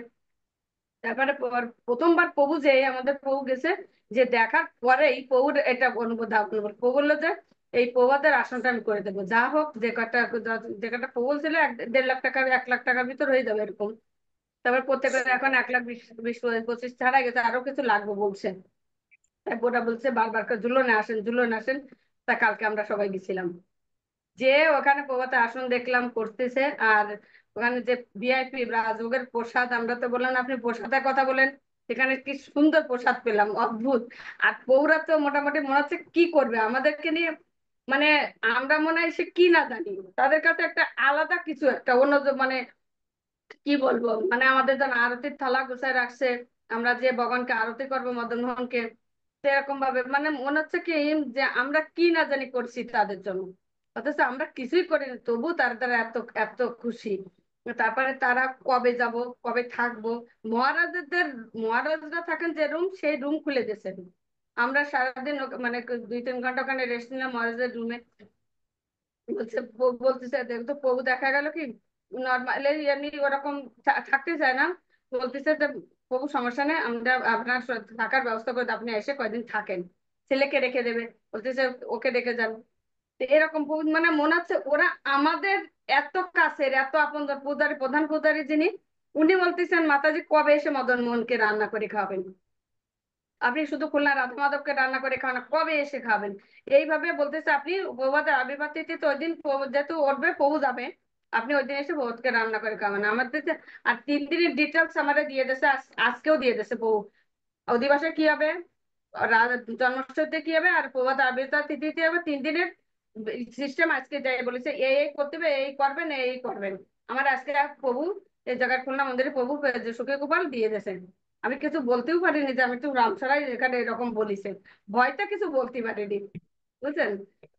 এই জিনিসগুলো কিন্তু আপনি ভাববেন যে অনেক সময় আমাদের মনে হবে যে এই যে জিনিসগুলো আমাদের সামনে আসছে, এটি কিন্তু অটোমেটিক না, এটি হচ্ছে করুণা, মানে কৃপা অবশ্যই। এবং করুণা দুটো এর আগে আমরা আলোচনা করেছি। তো এইটি হচ্ছে করুণা, যেটা আপনি এক্সপেক্ট করেননি, না প্রভু। আপনি কখনোই ভাবেননি যে এই ধরনের জিনিসগুলো হতে পারে। হ্যাঁ। আপনি যাচ্ছেন, দর্শন করবেন, ভক্তদের দর্শন করবেন, তাদের কাছ থেকে কৃপা প্রাপ্ত হবেন, কিন্তু এই হচ্ছে ভক্তদের করুণা। আর এই জিনিসটি শিল প্রভুপাদ এত সুন্দরভাবে শিক্ষা প্রদান করে গেছেন যে আমাদের গুরু মহারাজগণ তারা প্রত্যেকেই আমাদেরকে সেই শিক্ষা প্রদান করেছেন যে কিভাবে অপরের প্রতি করুণা করে তাদেরকে, তারা যে পূর্বে যে জিনিস মানে আনন্দ পেতেন আত্মীয় স্বজনের সঙ্গে, সেটি তারা এক মুহূর্তে নয়, মানে এক ক্ষণে তারা ভুলে যাবেন, এইরকম একটি তাদেরকে সম্মান প্রদর্শন করে, তাদেরকে এইভাবে করে ভগবত সেবায় নিযুক্ত করার মাধ্যমে। হুম, তো এটা খুবই সত্যি কথা। এই এই জিনিসটাই হচ্ছে যে যারা এখনো এই কৃষ্ণ ভক্তিতে যোগদান করেননি তারা কি মিস করছেন, তারা যে কি সত্যি আনন্দ বাবা, মিস আমরা করছেন কিন্তু জীবনে। প্রত্যেকটা মুহূর্তে মুহূর্তে অনুভব করতে পারি। আসার সময় তো ধরুন ওই যে দেখলেন না, এই যে শুকনো প্রসাদ যে মেয়েটা নিয়ে গেল, এক বক্স, এ আরো আরো তো আছে শুকনো প্রসাদ, এতগুলো দিয়ে দিছে। তারপরে ওল তুলে দিছে, ক্ষেতের ওল ওখানে লাগাইছে দামে। আমি হচ্ছে ভগবান মানুষ মন্দিরে নিয়ে আসে, আমরা মন্দির থেকে নিয়ে যাবো, এটা কি ঠিক? তাতে আপনাদের সৌভাগ্য মন্দির থেকে, যে সবাইকে দেয় নাকি? মন্দিরে তো কতজন কত ভক্ত আসে, সবাইকে দেয় নাকি? তাই এরকম মন্দিরে মানে গাড়ি পিছনে ডিকিতে ঢুকাই দিয়েছে আগে ওল। আমি হচ্ছে যে আসার সময় মদন মোহনের ক্ষীর প্রসাদ মঙ্গল আরতিতে দেয়, বললে ক্ষীর প্রসাদটা পেতে গেলে 1 মাস আগে বুকিং দিতে হয়। সেইটা বলতেছে আপনাদের সৌভাগ্য বলো যে এই ক্ষীর প্রসাদ, ওরা ওরা 2টো ক্ষীর প্রসাদ রেখে দিয়েছে আমাদের জন্য। আমি ওই যে আমাদের প্রভুর ইসের যে আইডিতে দিয়ে দিয়েছে, হাতের পরে এরকম ক্ষীর বাটি 2টো রয়েছে। তো বলতে আমাদের প্রভু বলতেছে কি যত্ন সহকারে ক্ষীর 2টো রেখেছে, মনে হচ্ছে পড়ে না যায়। আমি যে একটা এত সুন্দর একটা প্রসাদ অমৃত তুল্য আমি নিয়ে আসবো, তার যদি প্রসাদ যদি সুন্দর না এলো তো রাখবো। তা প্রভু এরকম ভাবে বলতেছে। তো সেই ক্ষীর প্রসাদ 1 মাস ওরা মানে এদের, এটা প্রভুপাদের কৃপা, ভক্তদের কৃপা ছাড়া কি এটা সম্ভব? বউ বলেন আমরা তো কিছুই চাইনি। একদমই একদমই। তো এরকম ওরা যে কি করে, আর তারপরে আমি যাব না বলছি যে মানে প্রভু আসবে না, তো বলতেছে তাহলে প্রভুদার আসন প্রভুদার আবির্ভাব তিথিতে উদ্বোধন করার দরকার নেই, মাতাজি যেদিন আসবে সেদিন আমরা উদ্বোধন করবো, সেগুলো রাধা অষ্টমীতে করবো। তাই বলতেছে এখন কত দূর কি হবে জানি না, এখন কি করবো না করবো।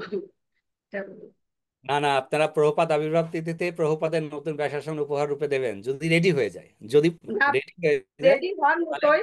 তো হুম। বলিছে ওরকম প্রভু বলিছে যে প্রভার আবির্ভাব তিথিতেই সে ওটা করতে। প্রভু বলছেন যে আমাদের প্রভু টার্গেট দিয়েছেন যে আমার যে প্রভাতের আবির্ভাব তিথিতে প্রভাত নতুন ব্যাসাসন উঠবেন। এটা প্রভু বলছেন। তা বলছে এখন 10 দিন আছে, এর মধ্যে হয়ে যাবে, ওরাই বলতেছে। তা আবার আর প্রভু বলতেছেন কি যে যে কোনো কারণে তাড়াহুড়ো করার থেকে, যে কোনো কারণ রং টং ঠিক মতো হলো না, যেহেতু এটা পার্মানেন্ট একটা জিনিস সেরকম না হয়। তার মধ্যে এটাও ঠিক, যেটা ভালো হবে যে প্রভাত রাইট যদি যেহেতু ওটা পার্মানেন্ট, যেহেতু প্রতিদিন করা যাবে না, কিছুদিন রাইট। পরে কাকটা হয়ে গেলে এগুলো করা যাবে না, এরকম বউ বলছিল। না অ্যাবসলিউটলি, সেটা তো নিঃসন্দেহে সেটা। ওকে, তাহলে পরে আমরা দেখি। তো ধন্যবাদ যে মানে আপনারা প্রতি পদে পদে সেটি অনুধাবন করছেন, স্মরণ করছেন, এবং সেই সঙ্গে সঙ্গে প্রতি ক্ষণে ক্ষণে আপনারা সেটি উপলব্ধি করতে পারছেন। আর এই জন্যই আমরা যারা এখনো আহ, এই সুযোগ থেকে বঞ্চিত হচ্ছে, আমাদেরকে চেষ্টা করতে হবে তাদেরকেও এই সুযোগ প্রদান করা, বলা যে একবার আসো, এসে আনন্দ তোমরা গ্রহণ করো। তো এই যে ভক্তরা যখন চলে যাচ্ছেন, তা ভক্তদের সঙ্গে যে তাদের যে বিরহ দুঃখ আপনারা সবাই জানেন, যে যখন কয়েকদিন থাকলে পরে তারপরে যখন একটি গৃহ থেকে অন্যত্রতে যাওয়া হয়, তারা প্রত্যেকেই একটি বিরহ যন্ত্রণা প্রাপ্ত হয়। কেননা বৈষ্ণবদের আহ সঙ্গ যখন আমরা প্রাপ্ত হচ্ছিলাম, আর সেই কৃপা যদি আমাদের থেকে একটু দূরে হয়, তো সাধারণভাবে আমাদের একটু দুঃখ হবেই।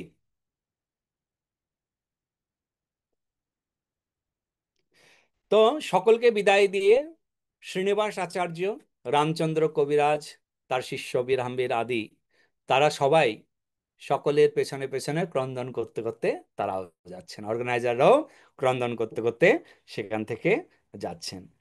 বিবিধ সামগ্রী অতি যত্ন করিয়া লোকদ্বারে পশ্চাতে দিলেন পাঠাইয়া। তো অনুষ্ঠান করতে গেলে তো বিভিন্ন দ্রব্য সামগ্রীর প্রয়োজন হয়, তাই না? এই যে বর্তমান দিনে আমরা দেখি বড় বড় কড়াই, বড় বড় ইত্যাদি ইত্যাদি। তো এই অনুষ্ঠানের সময়ে তখন কিন্তু একটা সামগ্রিক এই গ্রুপের কাছে সব থাকতো, তো তারা সেই সমস্ত দ্রব্য সামগ্রী নিয়ে আসতেন। তারপর অনুষ্ঠানের পরে আবার সেই সমস্ত দ্রব্য সামগ্রী সেগুলোকে পাঠিয়ে দেওয়া হতো লোক দিয়ে।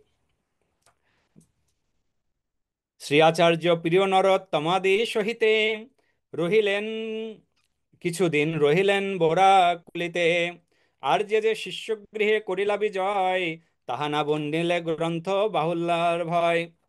তো বোরাকুলি গ্রামে থাকার পরে নরোত্তম দাস ঠাকুর, শ্রীনিবাস আচার্য প্রভু আদি ভক্তগণ শ্রীনিবাস আচার্য প্রভুর আরো কিছু শিষ্যের গৃহেতে গিয়েছেন এবং সেখানেতে অনুষ্ঠান উদযাপিত হয়েছে, কিন্তু গ্রন্থ বিস্তারের ভয়ে সেগুলো বর্ণনা করা হয়নি। ভক্তি রত্নাকরেতে সেগুলো বর্ণনা করা হয়নি। অন্যান্য প্রাসঙ্গিক গ্রন্থ আছে যেখানে বিস্তারিতভাবে কিছু কিছু বর্ণনা রয়েছে। বোরাকলি প্রদেশে যে আনন্দ জন্মিল, জৈসে ভক্তি বৃদ্ধি তাহা বর্ণিতে নারিলম। শ্রী আচার্য ঠাকুর কৃপা বলোকনে হইল মহামগ্ন সর্বলোক সংকীর্তনে। শ্রী গোবিন্দ আলয়ে আচার্যগণ সঙ্গে শ্রীরাধা বিনোদ শোভা দেখে মহারঙ্গে। শ্রীরাধা বিনোদে মন বৃত্তি জানাইয়া চলিলা খেতুরি পদ্মাবতী পার হইয়া। তো শ্রীনিবাস আচার্য আদি সমস্ত ভক্তগণ বোরাকুলি থেকে বিদায় নেওয়ার পূর্বে রাধা বিনোদের কাছে তাদের পরবর্তী কি কি স্টেজ, কি কি করবেন, কি কি সংকল্প রয়েছে, সে সমস্ত কিছু ভগবানকে নিবেদন করলেন এবং ভগবানকে নিবেদন করে ভগবানের কাছে প্রার্থনা করলেন যে এই সমস্ত কার্যক্রমগুলো যেন তারা সঠিকভাবে নির্বিঘ্নে করতে পারেন ভগবানের বাণী প্রচার করার জন্য, এবং ভগবানের প্রসাদী গ্রহণ করে তারা নিজ স্থানে প্রত্যাবর্তন করলেন। নরোত্তম দাস ঠাকুর তিনি পদ্মা পার হয়ে খেতুরি ধামে প্রবেশ করলেন এবং শ্রীনিবাস আচার্য তিনি চলে এলেন তার স্থানে। তো এখন আমরা আজ এখানেই রাখি। তারপরে নরোত্তম দাস ঠাকুর খেতুরি ধামের এসে সেখান থেকে আবার বধূরিতে যাবেন অনুষ্ঠান করার জন্য, সেই লীলা প্রসঙ্গটি আগামী সপ্তাহে আমরা আলোচনা করব।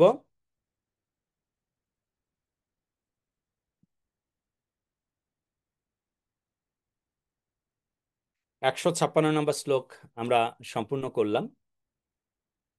তো কোনো প্রশ্ন? আমি জানি আপনাদের হয়তো অনেক প্রশ্ন আছে, তো আমরা এখন প্রশ্ন উত্তর আলোচনা করব। হরে কৃষ্ণ প্রভু, দণ্ডবত প্রণাম। প্রভু হ্যাঁ বলুন মাতা। শ্রীনিবাস আর শ্রীবাস ঠাকুর অনেকে একজন নাকি দুইজন?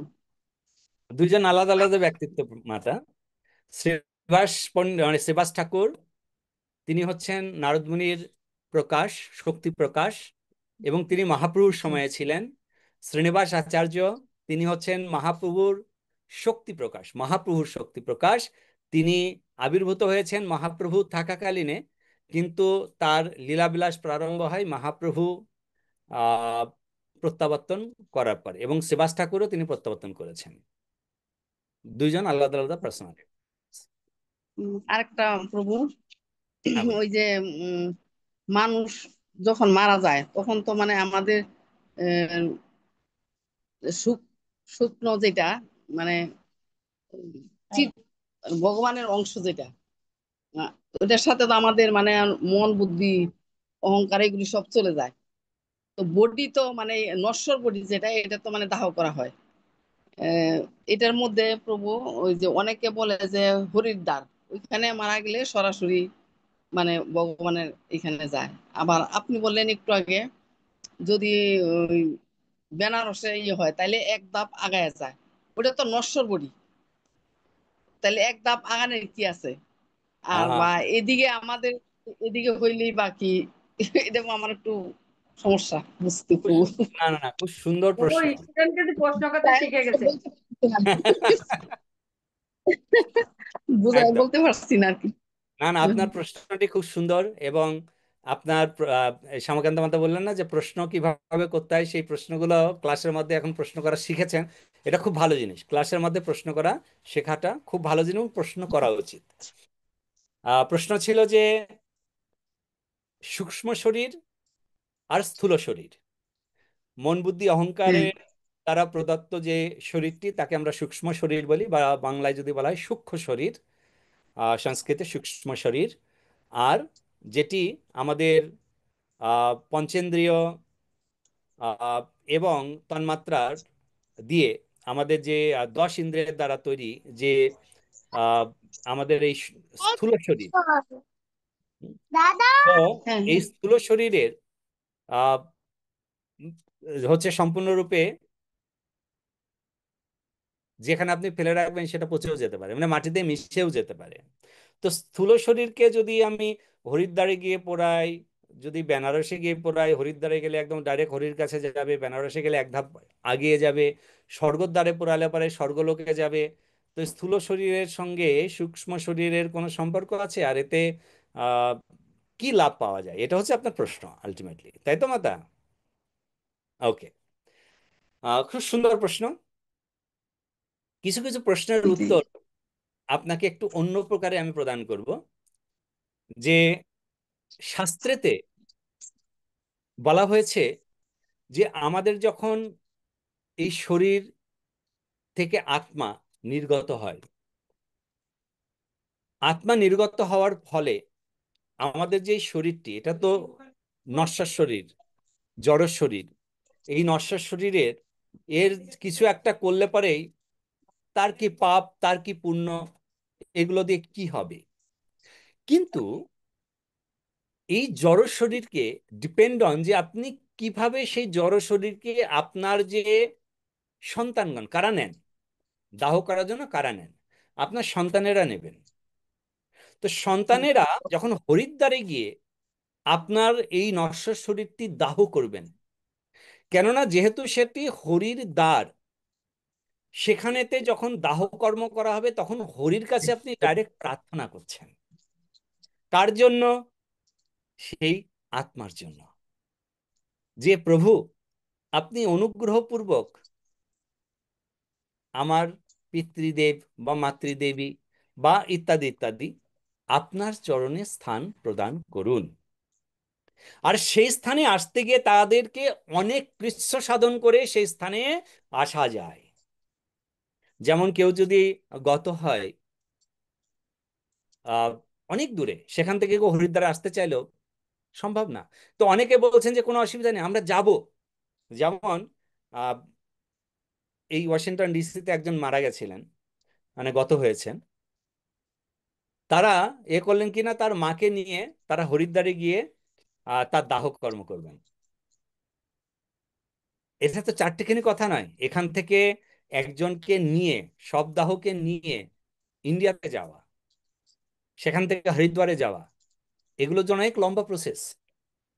কমপক্ষে মানে তাকে আর্থিক দিকেও 50 থেকে 60 লক্ষ টাকা শুধুমাত্র ট্রান্সপোর্টেশনের জন্য লাগবে তার। এবং তারপরে ওখানে গিয়ে কার্যক্রম করে অনেক পেপার ওয়ার্ক তাকে করতে হয়, গভর্নমেন্টের কাছ থেকে ছাড়পত্র নিতে হয়, দুই দেশের কাছ থেকে। তারা করেছে, তারা এখান থেকে নিয়ে তার মাকে হরিদ্বার নিয়ে গেছেন, রমেন ত্রিপাঠী। সো মানে আমেরিকা থেকে নিয়ে আসছে বাবু? আমেরিকা থেকে, আমেরিকা আমি যেখানে থাকি আমার একদম কাছাকাছি তারা থাকেন। আমি গিয়েছি মানে হসপিটালে গিয়েছি, তার মা যখন গত হচ্ছেন আপনি তখন সেদিন যেদিন আপনি আমি ফোন দিয়েছিলাম ওই দিন ওইটা? না না না, এটা নয়, এটা হয়েছে প্রায় 3 বছর, না, কোভিডের আগে। কোভিডের আগে হয়েছে। এরা খুব ধার্মিক, মানে এরাও নিজেরাও হচ্ছে ব্রাহ্মণ ত্রিপাঠী, এবং অনেক ওনাদের ধর্মশালা আছে, আহ, দুটো আইটি কোম্পানি আছে, দুটো হসপিটাল আছে ইন্ডিয়াতে, বড় বড় নার্সিং হোম। কিন্তু থাকতেন হ্যাঁ, আমাদের টাকা মধ্যে পয়সা না থাকলে আর আমাদের আর মধ্যে তারপর কিন্তু টাকা পয়সা অনেকের শুধু টাকা না পয়সা প্রভু, আছে, অনেকের টাকা আছে। পয়সা আছে, হ্যাঁ, কিন্তু হ্যাঁ, হ্যাঁ। তারা, আমি তো বিনে প্রিস্ট অনেক জায়গায় যাই তো দেখি হুম, হুম। যে মা বাবা হচ্ছে তাদের কাছে বোরিং, কিন্তু এদের হ্যাঁ, কাছে মা বাবা হচ্ছেন ভগবানের পরেই। হুম। তো টাকা পয়সা থাকলে হবে না। এর পুত্র আর তো এরকম পুত্র দরকার, তাই না প্রভু? হ্যাঁ, তো এই জন্য এই যে কৃষ্ণ সাধন করছেন, এই কৃষ্ণ সাধনের জন্য ভগবান তাদের প্রতি সন্তুষ্ট হয়ে তাকে ভগবানের চরণে নিয়ে যাবেন। এই জন্য বলা হচ্ছে যে হরিদ্বারে নিয়ে গিয়ে যদি দাহ কার্য করা হয়, হরিলোকে সে প্রত্যাবর্তন করতে পারে। Banaras also is not easy.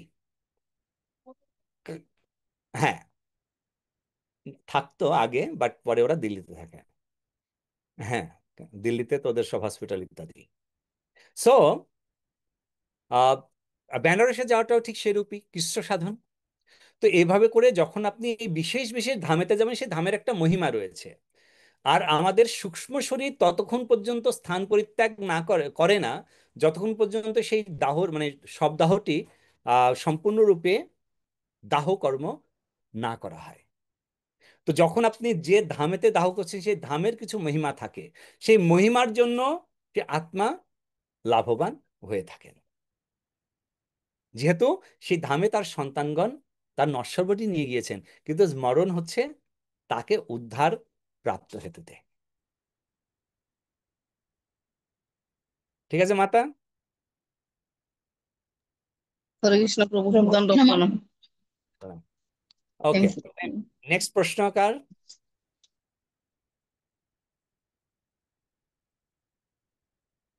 হরে কৃষ্ণ প্রভু, দণ্ডবাদ প্রণাম। আমি একটা কথা জিজ্ঞেস করি, হ্যাঁ প্রশ্নই বলুন মাতা। জানতে চাই যে এই যে হরিদ্বারে যে দাহ কাজ করলে তারা সরাসরি স্বর্গে চলে যায়, কিন্তু এরা কি স্বর্গের থেকে আবার এই যতটা পুণ্য কাজ করে, পুণ্য কর্ম করার পরে কি আবার তার এই পৃথিবীতে ফিরে আসতে হয়? অবশ্যই, ক্ষীণে পুণ্যে মত্তলোক বিশান্তি, আমি মত্তলোকে মনে তাকে তো ফিরে করছি আসতে হবে। আমি মনে করছি স্বর্গদ্বার থেকে যারা যায় সরাসরি তারা আর ফিরে আসতে হয় না।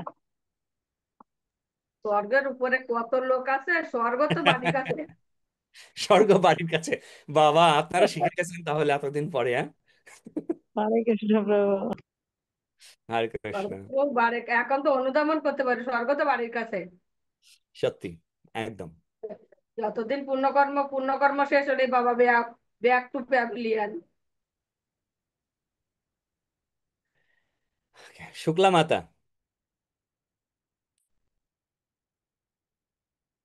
হরে কৃষ্ণ প্রভু, প্রণাম। প্রণাম। প্রভু একটা না যে কোথায় স্বর্গ কোথায় নরক, কে বলে তো বুধুর মানুষের মাঝে স্বর্গ নরক। মানুষে তো সুরাসুর। প্রভু এটা। আর প্রভু আমি একটু জানতে চাই, এটা মানে আমাদের ক্লাসের কোনো নাই, সাবজেক্ট নাই, এটা অন্য একটা বলবো প্রভু? বলুন বলুন। আচ্ছা প্রভু, এই যে জন্ম মাসে কি বিয়ে দেওয়া যায়? ওকে, জন্ম মাসে বিবাহ কার্য করা উচিত কিনা। এখন জন্ম মাস বলতে আপনি যদি এই বৈশাখ জ্যৈষ্ঠ আষাঢ় শ্রাবণ ইত্যাদি বলেন, সেই মাস নয়। আপনাকে দেখতে হবে যে তিনি এই যে ত্রয়োদশ মাস রয়েছে সেই ত্রয়োদশ মাসের মধ্যে কোন মাসে জন্মগ্রহণ করেছেন। ত্রয়োদশ মাস মানে 13টি মাস আছে, যেটি ভগবানের নামে মাসগুলো। হুম, যেমন পদ্মনাভ মাস, দামোদর মাস। তো এইভাবে করে আমাদের যে 12টা মাস রয়েছে, 13টা মাস রয়েছে, সেই 13টা মাসের মধ্যে কোন মাসে জন্মগ্রহণ করেছেন, কোন তিথিতে জন্মগ্রহণ করেছেন এবং নক্ষত্রে জন্মগ্রহণ করেছেন। যে নক্ষত্র এবং তিথিতে জন্ম, সেই তিথি এবং নক্ষত্রতে বিবাহ হয় না, মাসের সঙ্গে তার কোনো সম্বন্ধ নেই। ও বর্তমানে এটা ঠিক আছে, পূর্বকালে হলে ঠিক নেই। হ্যাঁ, বর্তমানে বর্তমানে ঠিক আছে, বর্তমানে সব তিথি নক্ষত্র দিন বার টাইম সব মনে রাখে, কিন্তু আগের জন্মে যেরকম ওরকম আগে কিছুদিন আগে জন্মে না, কিছুদিন আগে 25-30 বছর আগে, যারা 30 বছর না তার বেশি, 40-45 ধরেন, এই বৈশাখ মাসে জন্মেছে। তো বৈশাখ মাসের শনিবার, আমাদের প্রভু যেরকম বলে কার্তিক মাসের শনিবার জন্মদিন জন্মছে হয়েছে। এখন কার্তিক মাসের শনিবার কোন শনিবার? শনিবার তো 4টি পর 5টা পর ধরেন পরে যে হিসাব মতো, কারণ কার্তিক মাসে তার জন্মদিন। এরকম আগে তো এরকম অতটা বাবা মা সচেতন ওরকম ছিল না। আর এখন তো সব বাবা মা সব সচেতন হওয়ার সাথে সাথে পুষ্টি গণনা করে সমান করে মিলে দেয়। একদম ঠিক, একদম ঠিক বলছেন। আমাদেরও সেম সেম অবস্থা। কবে বলে ওই যে পূর্ণিমার পরে, এইটার পরে এটা, ঠিক ওই দুপুর বেলার দিকে প্রচুর বৃষ্টি ছিল। হুম, তাই ইংরেজি বছরটা কবে হবে? বলে বছরটা হচ্ছে ওই যুদ্ধ হয়েছিল না 71 সালে, ঠিক তার 2 বছর পরে। ব্যাস, তাহলে এবার কাউন্ট করে নাও। আমার আমার বাবা আমার আমার সার্টিফিকেটে, আমার যে স্কুলের সার্টিফিকেট, তাতে একটা ডেট দেয়া, সেই ডেট অনুযায়ী জয় শ্রীকৃষ্ণ নিত্যানন্দ, শ্রী অদ্বৈত গদাধর শিবসাদি শ্রী গৌর ভক্ত বৃন্দ, হরে কৃষ্ণ কৃষ্ণ কৃষ্ণ হরে হরে, হরে রাম রাম রাম হরে হরে। জগৎগুরু শিল প্রভুপাদ কি জয়, সমবেত ভক্ত বৃন্দ কি জয়, নিতাই গৌর প্রেমানন্দে, হরি হরি বল।